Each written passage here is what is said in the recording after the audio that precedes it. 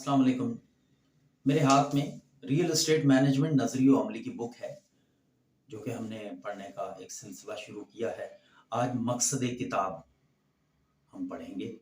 आज़म राज साहब लिखते हैं, ये किताब मेरी रियल एस्टेट के मौजू पर पहली दो किताबों का ही तसलसल है जिनके लिखने का आगाज मैंने 1997 में किया, जब हमारे कुछ पेश रो साथियों ने डिफेंस और क्लिफ्टन कराची के इलाकों में काम करने वाले स्टेट एजेंट हजरात की एसोसिएशन बनाई और हमारे एक दोस्त ने इस एसोसिएशन के पहले इलेक्शन के दौरान किसी मीटिंग में मेरी गुफ्तगू सुनते हुए मजाक में उस वक्त के एसोसिएशन के कर्ता धर्ताओं से कहा कि इसे बनाओ सेक्रेटरी एजुकेशन।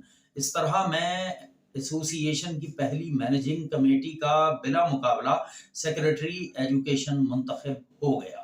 उन्हीं दिनों हमारे एक स्टेट एजेंट साथी जाहिद इकबाल ने क्लिफ्टन टाइम के नाम से मैगजीन शुरू किया था, जिसमें कभी कभार मैं रियल एस्टेट के कारोबार के दौरान रोजमर्रा के वाकयात पर हल्के फुल्के मज़ामीन लिखता।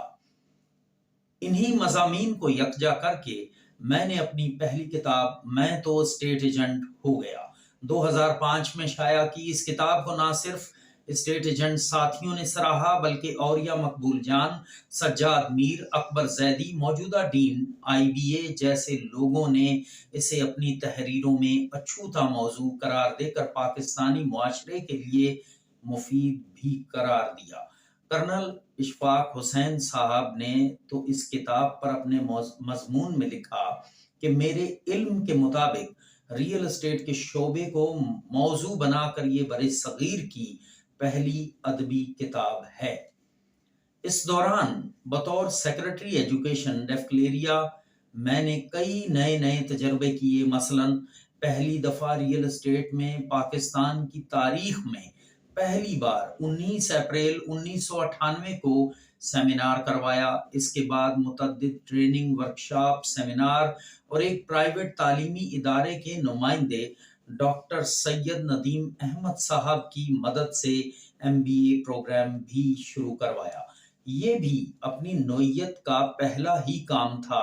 इसी दौरान खिलाफे तवक्का ये सारे काम इंडस्ट्री में बहुत सराहे गए, लेकिन सिर्फ सराहने की हद तक, क्योंकि इस इंडस्ट्री से वाबस्ता अफराद या सरकार ने इस काम से वाबस्ता अफराद की तालीम और तरबियत पर कभी भी कोई संजीदा कोशिश न की।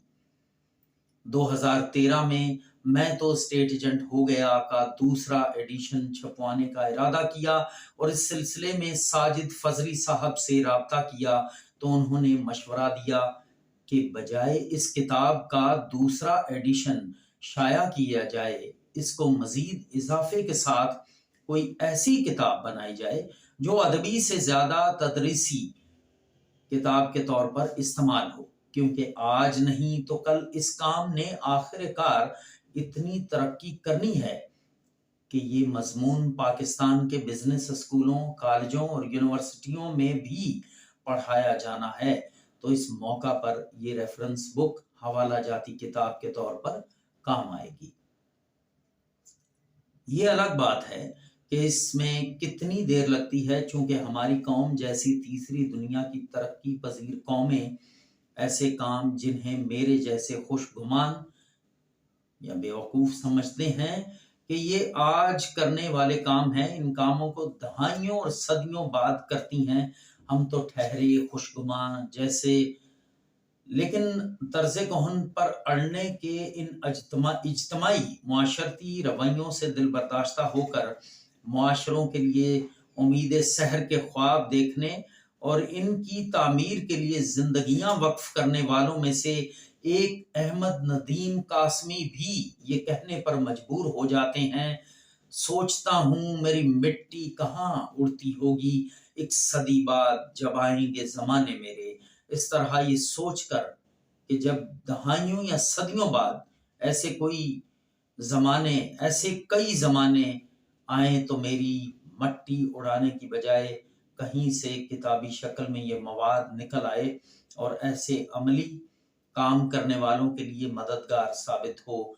خیر اب تو ٹیکنالوجی کی بدولت ایسی کاوشیں آنے والے زمانوں کے لیے محفوظ بھی ہو جاتی ہیں۔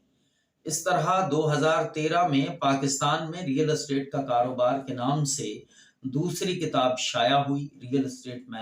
ریئل اسٹیٹ انڈسٹری سے وابستہ افراد نے اسے بھی اپنے لیے مفید قرار دیا، جس کا اندازہ اس بات سے لگایا جا سکتا ہے کہ ہماری ایسوسی ایشن ڈیفکلیریا کی ایک انتخابی دعوت میں فیصل حنیف اور زاہد اقبال کی تحریک پر دوستوں نے آدھے گھنٹے میں 2500 کتب کا آرڈر دیا۔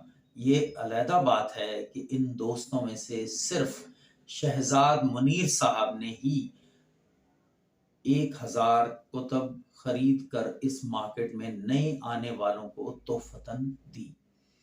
شکریہ۔ انشاءاللہ مقصد کتاب کو اس کا جو رہ گیا ہے حصہ انشاءاللہ اسے